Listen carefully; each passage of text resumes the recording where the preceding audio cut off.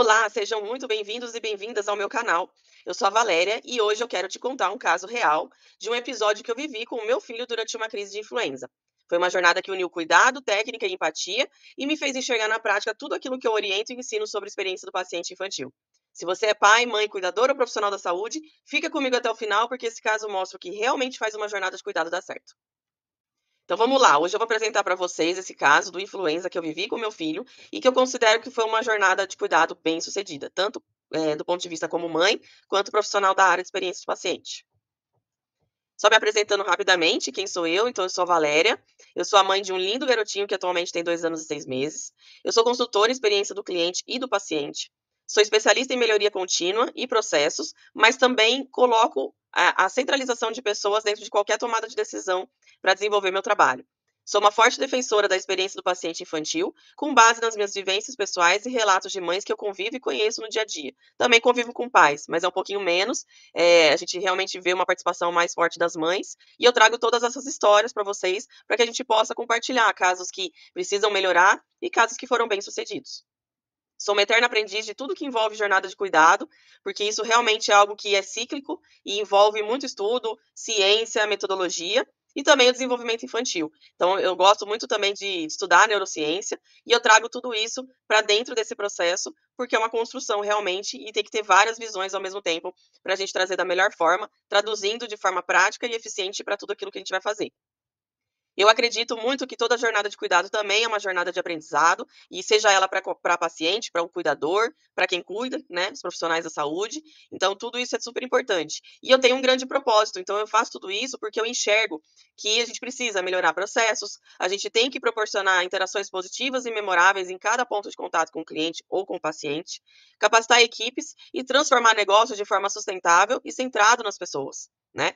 É, realmente, assim, as relações, elas cada vez mais elas precisam desse olhar e esse cuidado de humanização, de empatia, e tudo isso se faz através do contato, do dia a dia, né? Então, tudo isso eu trago para vocês em todas as minhas falas, naquilo tudo que eu aplico no dia a dia para orientar todo mundo.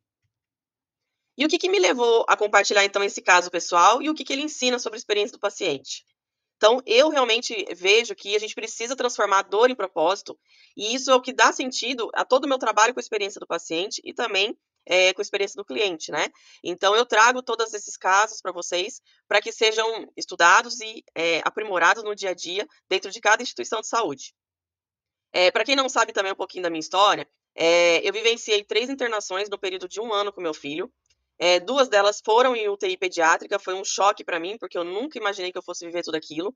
A primeira internação foi com 7 meses, a segunda com 9 meses, e depois eu tive um caso de internação no quarto, mas foi com isolamento aos 16 meses de idade, por conta de problemas respiratórios, né? Então, foi algo que exigiu de mim e me trouxe essa visão, e foi através disso que eu comecei a estudar e aplicar um pouco mais no dia a dia.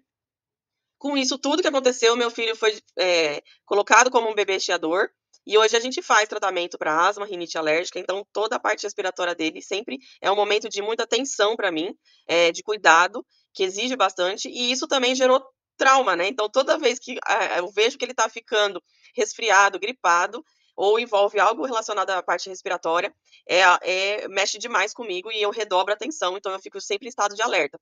E para ele também foi um momento de muita tensão e trauma, né? Acho que nenhuma criança gostaria de ser aspirada como foi, né? E várias vezes ele precisou desse tratamento, era importante, super necessário, mas a gente sabe que isso causa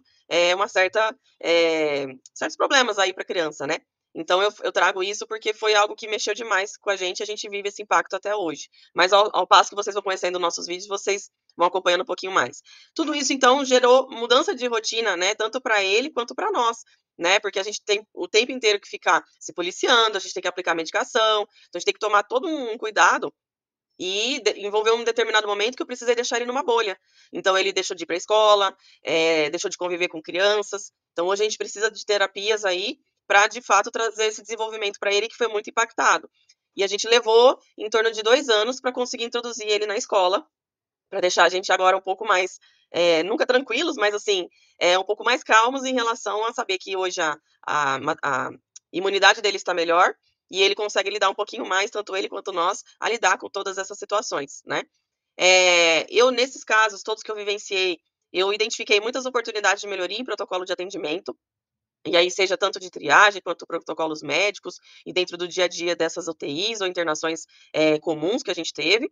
E me fez realmente aprofundar mais sobre a experiência do paciente, né? Quando a gente é adulto, eu acho que a gente não dá tanta ênfase quanto a isso, mas quando a gente vê no caso de criança, isso desperta um pouco mais. E por isso mesmo que, além de estudar e me aprofundar mais sobre isso, eu fui defender cada vez mais o atendimento humanizado para o paciente infantil e para a família, que muitas vezes o acolhimento não acontece com o paciente e nem com a família, ou acontece com o paciente, mas não acontece com a família, ou, né, acontece para todo mundo. Então, tudo isso é importante para a gente trazer.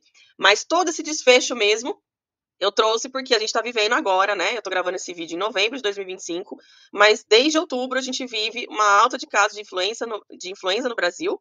É um período atípico, porque teoricamente estamos na primavera, mas o tempo ele está todo bagunçado, e aí isso tem impactado fortemente crianças e adolescentes. E agora a gente vê que tem há cerca de mais de um mês que os hospitais estão extremamente lotados e recebendo muitos casos graves. E a gente tem notícias, né? Eu trouxe aqui essas notícias para vocês, porque é algo que preocupa, né? E a gente conseguiu ter um desfecho totalmente diferente dessa vez com o meu filho. Eu trouxe aqui, então, essa jornada e eu dividi ela em dois momentos. O primeiro momento foi numa condição mais estável, e eu vou trazer essas nuances e diferenças para vocês, tá? O que é importante reforçar aqui também desse modelo? Eu trouxe esse modelinho de como se fosse uma jornada mapeada, mas ela é para contar a história do que aconteceu e trazer a minha visão como mãe. Essa daqui não é uma técnica de mapeamento de jornada que a gente utiliza e entrega realmente para as instituições como um trabalho mais aprofundado. Envolve técnica, envolve metodologia, envolve muito mais informações e todo um trabalho apurado ouvindo também muito mais pacientes. Então, só trazendo essa visão para vocês, que isso aqui é para eu contar a história de hoje, e eu trouxe em 4 grandes passos esse primeiro momento, e vou também colocar as minhas percepções depois como consultora de tudo isso que aconteceu, tá? Então, a gente acordou no domingo, que foi exatamente no Dia das Crianças, e a gente percebeu como início de sintoma, ele acordou e o olho estava com uma secreção amarelada. Na hora eu pensei, falei, será que é conjuntivite? Porque às vezes a criança, né, põe a mão em algum lugar e passa no olho, e foi muito assim estranho, porque ele não tinha nada de sinais no dia anterior, e aí ele amanheceu com essa secreção amarelada. Não tinha mais nada, nenhum outro sintoma que justificasse. Então, na minha cabeça, poderia ser uma conjuntivite.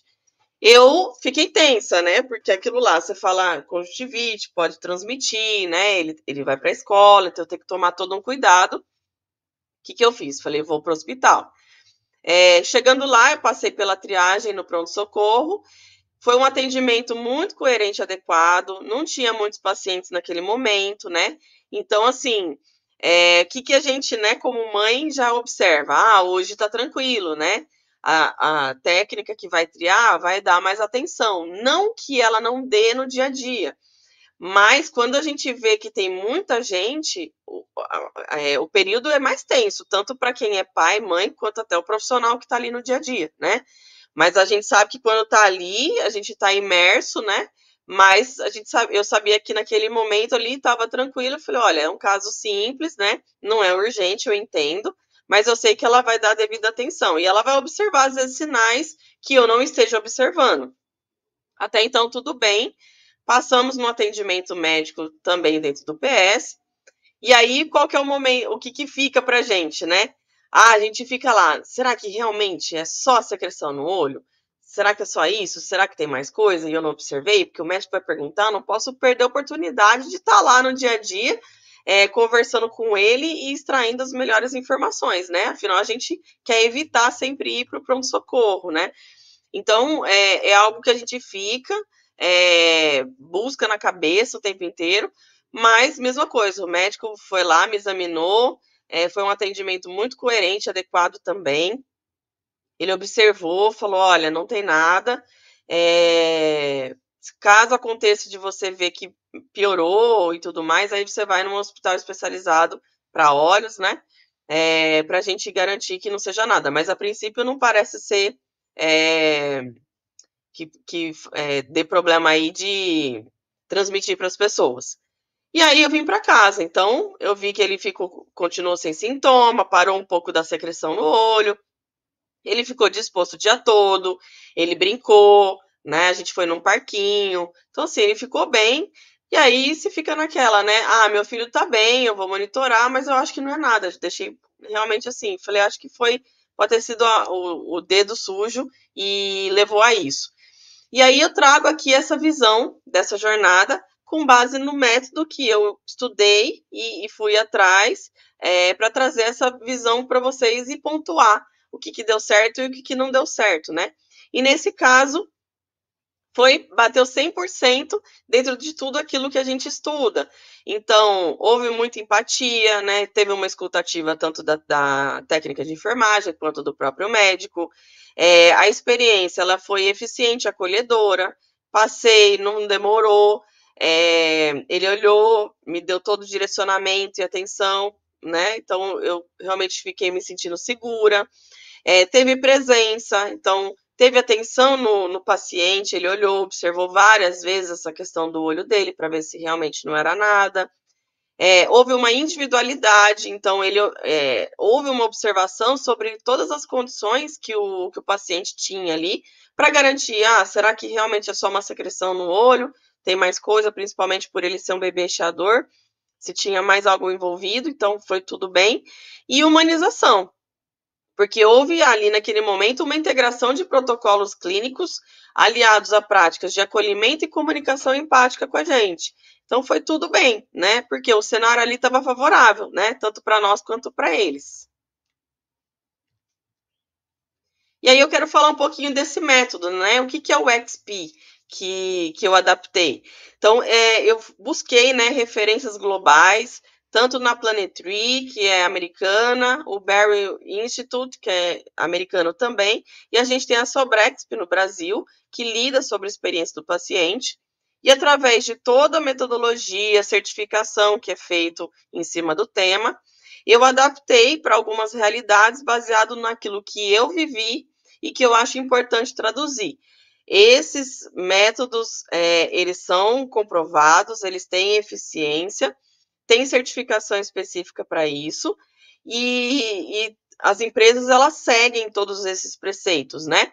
Mas eu trago aqui a visão mais teórica, prática, de tudo aquilo que eu vivencio para eu transportar para vocês de uma forma mais lúdica, tudo aquilo que as pessoas, né, vivem, convivem e as histórias que eu vou contar para vocês, tá bom? E aí envolve, então, empatia, a experiência, a presença, a participação, a individualidade e a humanização. Então, tudo aquilo que eu coloquei para vocês lá atrás é exatamente o que eu trago aqui. Então, empatia, a gente tem que se colocar no lugar do outro, a gente tem que entender que muitas vezes, se uma mãe está angustiada, a gente tem que entender o porquê dessa angústia dela, para tentar minimizar. A gente tem que ter empatia com o paciente, porque ele está ali, ele está em sofrimento às vezes também, né? E a gente não sente a dor dele física, mas a gente tem que ter essa visão de conexão, né? Sentir aquilo que ele deve estar sentindo. A própria experiência, então eu falo que experiência é sempre ser fluida e eficiente. Presença, porque tem que estar ali. Muitas vezes a gente vê situações de que não tem uma proximidade, não tem algo voltado mesmo assim à relação das pessoas. A participação, então estar ali envolvido, envolver o paciente, envolver a família, tudo isso. Individualidade, então não é porque muitas vezes tem o protocolo que eu não vou deixar de olhar para essa pessoa. E a gente sabe, protocolo é algo que exige, é seguro para todo mundo. Eu não estou dizendo que tenha que quebrar os protocolos, porém, mesmo tendo os protocolos, o que a gente pode fazer para que eu entenda que aquele caso é diferente do próximo que vai aparecer para mim? E a humanização. Então, eu colocar toda essa visão de participação de pessoas junto desse processo. Agora nós vamos entrar no momento 2, que aí eu já considero uma condição mais crítica. E aqui vocês vejam que eu já tenho ali emoções que eu esboço para trazer esse momento de criticidade e de tensão, que é aquilo que eu coloquei desde o início do vídeo. Então, quando chegou 6 da tarde, no mesmo dia, meu filho já demonstrou uma prostração Mudou, assim, de 8 para 80. 7 horas da noite começou uma febre de 39,2. Eu dei a medicação habitual para ele. E às 10 horas da noite, ele apresentou de novo 39,2. Eu fiquei muito assustada porque deu um intervalo ali de 3 horas que eu tinha dado a medicação para ele, né? É, e aí eu não sabia que a gente poderia intercalar medicações, mas eu achei prudente eu levar, porque aí eu já comecei a perceber que ele estava um pouquinho mais cansado. Então aí foi onde eu peguei ele, não mediquei e levei para o hospital. Quando chegou lá, a febre já estava passando para 39,9. Eu levei em torno de meia hora, 40 minutos para chegar no pronto-socorro, porque é distante e é um hospital infantil que eu tenho muita confiança e eu sempre levo ele lá, porque eles têm todo o histórico do meu filho nesse momento. Isso é muito importante. Claro que eu sei que numa situação de emergência, eu vou precisar ir para o hospital próximo da minha casa. Mas quando realmente eu tenho condições, eu sempre cruzo a cidade e eu vou lá para realmente levar meu filho e eu me sentir segura de que ali eles vão ter uma atenção. Por quê? Porque é um hospital infantil, é ligado àquilo que eles conhecem, as crianças, né? E aí, o que veio na minha cabeça, né? Nossa, os sintomas vieram muito rápido. Eu já mediquei para febre e ela voltou muito alta. Vou ter que ir para o hospital, né? Então, foi esse caso que eu contei para vocês. Eu dei a medicação e, na sequência, ela veio alta e num curto espaço de tempo. E mesmo sabendo desse processo de intercalar, eu fico com muito receio de administrar a medicação. Por isso que sempre que eu preciso, eu procuro pecar pelo excesso e nunca pela falta. E aí eu vou para o hospital. Então aí eu já fiquei muito triste, muito chateada, porque eu falei, poxa vida, né? Já começou um possível quadro viral aqui, que aí justifica aquela secreção que apareceu. Quando chegou na triagem no PS, né, eu já vi que já tinha mais casos de urgência, emergência, a gente sabe que à noite, né, as coisas se transformam, as coisas pioram, e aí eu já comecei a ficar um pouco mais tensa, mas chegando lá, a técnica da triagem foi muito, assim, acolhedora, ela também foi onde ela me orientou sobre alternar o antitérmico, aí ela deu o outro antitérmico, né, diferente daquilo que eu tinha medicado, constatou que a febre estava alta mesmo, né, viu que ele tinha realmente um certo cansaço por conta da situação dele mesmo de bebê chiador e tal, e aí a gente já percebia, né, tinha muita gente lá, pacientes com uma média, né, de fluxo um pouquinho mais alta, então eu já sabia, ele vai demorar um pouquinho, né, mas assim, a técnica foi bem assertiva, ela foi coerente, mesmo estando com mais casos, que a gente sabe aquilo que eu falei, é uma atenção para quem tá ali também no dia a dia, ela conseguiu parar, olhar, então ela foi muito assertiva, e é aquilo que eu falo, assim, eu quis traduzir aqui para vocês, quando eu estou lá naquele hospital, eu sinto que é meu porto seguro, porque eu sei que eu tô lá, que se acontecer qualquer coisa, eu vou ter cuidado, vou ter atenção, vão poder me ajudar, porque eu sozinha com meu filho, eu realmente fico muito preocupada, porque às vezes a gente, né, não sabe o que pode acontecer no dia a dia. E aí eu fui para atendimento médico no pronto-socorro. Aí eu sabia que ia demorar também, né, que tinha muitos casos, apesar do meu filho já ter entrado com uma faixa de urgência, a gente sabe conduzir, mas eu fiquei assim, bem preocupada mesmo, né? E aí eu achei muito bacana a conduta do médico, porque por mais que esteja ali um caos, teve até um pai que estava muito bravo e com certeza deve ter passado lá e não falado de uma forma tão amigável com o médico. Eu vi que lá ele parou, ele me escutou, e aí é aquilo que eu falo de ajustar o protocolo para uma situação do meu filho. Então, assim, ele falou: olha, vamos descartar bactéria, porque como teve duas febres altas num curto espaço de tempo, vamos ver se o problema é bactéria. Se não tiver bactéria envolvida, aí a gente vai entrar só com a parte viral. Até então ele não tinha passado nada, pediu o processo normal, raio-x, exame de sangue, urina, coletamos, então a gente sabia que ia demorar, porque é no mínimo aí 2 horas de protocolo para esperar. E eu passei por 2 médicos, né? Então, teve um que me atendeu durante esse processo. Como demorou o processo, quem fechou foi outro médico. Mas, aquilo lá, eles tiveram atenção ao histórico do paciente. Eu falo essa questão do protocolo também, porque eu tive uma situação anterior, vocês vão ver esse outro vídeo, de situação que a médica não ajustou o protocolo e realmente meu filho ficou num estado muito crítico, né? Então, eu achei bacana porque ele procurou, falou: olha, vamos lá, vamos trabalhar de uma maneira para a gente tentar descartar, minimizar os problemas aqui. E isso num espaço de 2 anos. Então, muita coisa evoluiu, por isso que eu falo dessa questão de estudo contínuo, porque, lógico, a gente aprende com as situações e a gente procura sempre evoluir. Isso foi muito bacana e eu quero destacar aqui que foi um ponto muito forte para mim. E aí teve escuta ativa, então ele percebeu tudo aquilo que estava acontecendo e depois ele me direcionou e engajou para realmente ter o melhor tratamento para o meu filho, né? Então, na hora que eu vi ali o protocolo ajustado, eu falei, poxa, os médicos estão coerentes, tanto ele na primeira conversa, quanto no que me fez toda a parte da recomendação médica, né, do tratamento em si. E aí ele comentou, né? Pode ser influenza. Aí eu falei, nossa, será que é influenza? Né? Sabe quando você não tá preparado para isso? Eu estava vendo casos, mas eu não imaginei que poderia ser o meu filho, né? E aí a gente fica preocupado, por que essa febre tão alta e com intervalo curto? E aí eu fui entender depois, né? Baseado no que aconteceu com o meu filho. Mas a gente fica preocupado, porque foi a primeira vez que ele teve um caso como esse. Das outras vezes, as febres dele realmente davam em torno de 6 horas. Mas com 3 horas de intervalo, realmente me surpreendeu. E aí eu pensei, né? Se for influenza, ainda bem que meu filho tá vacinado. E isso é algo que eu sei que para os profissionais também é super importante. O médico me perguntou na hora: ah, vacinas estão em dia? Eu falei sim, inclusive a da gripe. Então, foi tudo bem, mas eu fiquei preocupada. Nossa, influenza, né? E aí já bate todo o histórico anterior. Eu falei, será que eu vou conseguir tratar em casa? Será que ele vai precisar de suporte ou não? Eu já fiquei preocupada, porque eu estava me preparando para realmente ficar para uma internação. E aí o médico me orientou, então ele viu que não era bactéria e falou: olha, mãe, tá muito realmente parecido com um caso de influenza. Então você vai fazer o seguinte: hoje é domingo, né? Foi na madrugada de domingo para segunda. Na terça você faz o exame, faz lá na farmácia mesmo, faz o teste de farmácia. E aí, se constatar, você vai aplicar a medicação, né? Existe aquela medicação específica para casos de gripe. E muita hidratação, lavar bastante o nariz do seu filho. E se tiver qualquer coisa, mudar ali a febre, ele me deu as orientações de como seguir com a febre. E ainda falou que ia ser uns 3 a 4 dias ali de febre nesse sentido, então eu já sabia mais ou menos qual que ia ser o cenário daqui para frente. Isso foi muito bom, ele me alertou do que poderia vir a acontecer. E aí eu saí de lá com essa orientação. Quando foi terça-feira, né, aí já falando aqui um pouquinho dos cuidados em casa, eu fui para farmácia, fiz o teste e realmente deu influenza positivo, influenza A. Já entrei com a medicação conforme a prescrição. E eu falo para vocês, foi muito bom, foi realmente assim, muito assertivo e eu considero que foi muita sorte e proteção também para mim como mãe. Tudo isso ter acontecido para eu ir, porque se fosse uma condição normal que não tivesse tido tudo isso, talvez eu fosse tratar ele em casa e eu não tivesse a mesma assertividade, porque eu não ia receber a medicação adequada. E isso é o que eu falo de muitas vezes, assim, as famílias terem noção de não ficar postergando com certas coisas. Eu não estou dizendo aqui que a gente tem que sobrecarregar os pronto-socorros também com isso, só que na situação que a gente está vendo, de muitos casos, a gente não pode esperar, porque qualquer tempo ali antecipado que a gente puder, isso vai fazer diferença. E a empatia dos médicos de entenderem que muitas vezes não é só uma gripe, não é só um caso comum, todo mundo está naquela situação, é perceber realmente que, assim, precisamos ter um cuidado.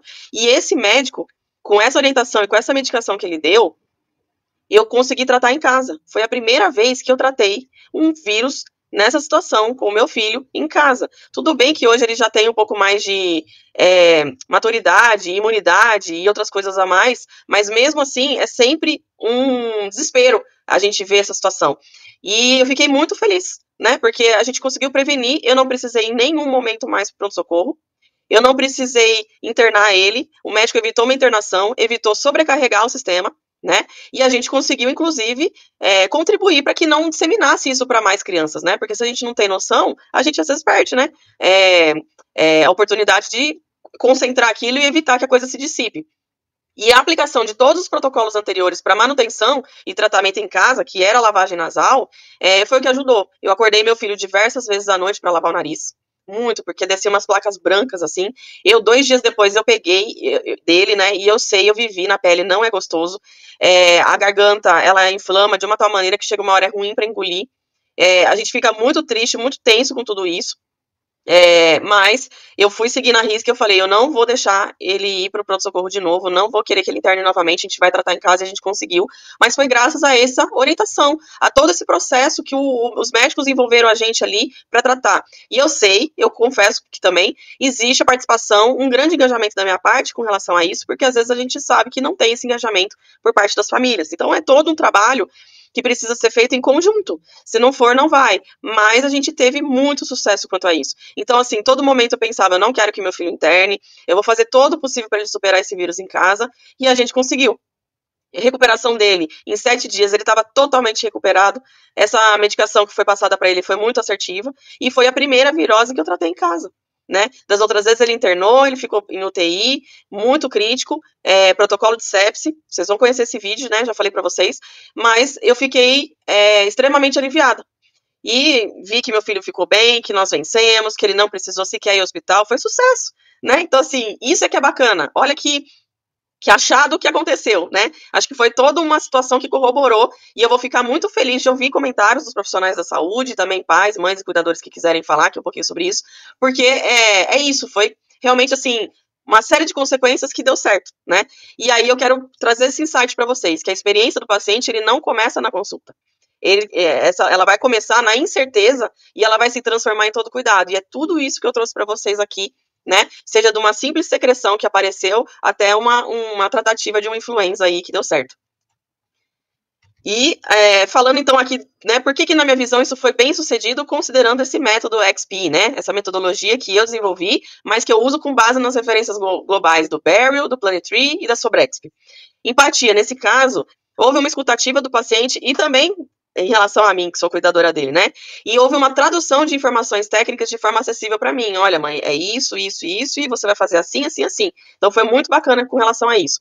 Quando a gente fala da experiência, de novo, o básico bem feito. Foi uma análise real do caso, tudo que foi a conjuntura daquilo que foi falado, com uma conduta médica muito coerente, com eficiência e com acolhimento. Então, assim, não foi nada além, não teve algo, uau, me surpreendeu. Foi um básico bem feito que me gerou um efeito uau, mas que funcionou e evitou que a gente sobrecarregasse o sistema também.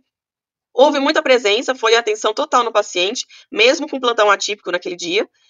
Na participação, eu falo, né? Houve uma cocriação do plano de tratamento comigo e uma comunicação clara sobre esses próximos passos. Então, eu comecei a ter clareza daquilo que eu ia enfrentar e, ao mesmo tempo, ele falou: olha, você vai fazer assim, assim, assim. E foi aí eu seguindo certinho, fazendo a lição de casa que me foi passada, é que eu consegui realmente tratar meu filho em casa de forma muito assertiva. Houve individualidade, ou seja, adaptou o tratamento conforme o perfil. Então, a gente, olha, viu que não era bactéria, pode ser uma possível influenza. Vamos lá, mas seguimos os protocolos, fizemos tudo e vamos aos nossos achados aqui. Isso que foi legal. E a humanização, de novo, a integração de protocolos clínicos aliados à prática de acolhimento e comunicação empática com a gente. Então foi sucesso total, né? E aí eu avaliei, né? Tanto no sentido de avaliar esse atendimento que eu recebo a pesquisa de satisfação ao final de cada atendimento, mas quero falar também como que eu cheguei na minha avaliação, o que eu avaliei lá, né? E aí a gente também fica muito preocupado, muito tenso, né? Porque em todo momento passa-se a pesquisa, muitas vezes a gente sabe, tem pessoas que não têm uma certa coerência com aquilo que vivenciaram, a gente sabe de tudo. Mas é importante que quando a gente faz um básico bem feito, a tendência é que as avaliações elas sejam coerentes. Então a gente precisa ter essa visão também. Se a gente for olhar do ponto de vista de satisfação, meu ponto foram 5 estrelas. Geralmente, para uma avaliação de satisfação, a gente usa estrelinhas ou numa escala de 1 a 5, 1 a 7. Para mim, foi 5 estrelas, né? E quais foram os principais motivos aqui? Foi uma jornada muito fluida e um básico bem feito, como eu já mencionei para vocês. Houve uma experiência, uma presença, uma participação e uma individualidade. Todos esses pontos me levaram a fazer essa escala de satisfação de 5 estrelas. Quando a gente fala da recomendação, ela envolve o NPS. Satisfação é uma transação, né? Então, como foi o atendimento da triagem, como foi o atendimento do médico e etc. Agora, a recomendação você recomendaria esse médico para um amigo ou familiar? Você recomendaria esse hospital para um amigo e um familiar?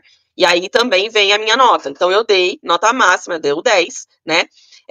Por quê? Houve acolhimento, houve um tratamento assertivo e eficaz e um alívio na minha concepção com relação a tudo que aconteceu. Aqui entra muito forte a empatia e a humanização como aspectos para eu recomendar. E houve também participação e individualidade para eu levar a esse processo também de recomendação. Então, o que eu quero trazer para vocês, profissionais, e aqui falando agora como consultora? Quando a gente fala, muitas vezes a gente pode ter uma satisfação no atendimento, mas não recomendar, ou vice-versa, tá? Por isso que muitas vezes as notas elas se diferem, a visão se difere. Da mesma forma como pode ser que eu fiquei insatisfeita em alguns pontos na minha avaliação, porém eu recomendo a instituição ou o médico profissional. Então, existem esses dois pontos ali. Então, quando a gente fala de satisfação, a gente está avaliando também limpeza, né? Parte, por exemplo, da medicação e tudo mais. Então, envolve muito mais estruturas, né, do hospital e etc., nesse quesito. Mas ali envolve, então, a experiência, presença e participação. Isso é muito mais fácil da gente observar na satisfação. E na recomendação é tudo que envolve a relação. Por isso que eu quero deixar aqui a dica para vocês, na hora de fazer os atendimentos, vocês terem noção de tudo isso que vai acontecer. Então, se a gente às vezes percebe que não está legal para atender naquele dia, muito provavelmente as pessoas não vão olhar a gente pelo quesito empatia, humanização e etc. Por isso que é muito importante conectar, ser assertivo, fluir a jornada, mas ter essa tratativa, esse acolhimento todo durante o processo com o paciente. E qual que é o insight aqui? Então, esse caso, ele mostra hoje que a excelência clínica, ela tem que caminhar junto com a experiência humana. Não dá para desconectar um do outro. É aquilo que eu falei, talvez eu ficasse satisfeita e não recomendasse, ou não ficasse satisfeita, mas recomendasse mesmo assim, e etc.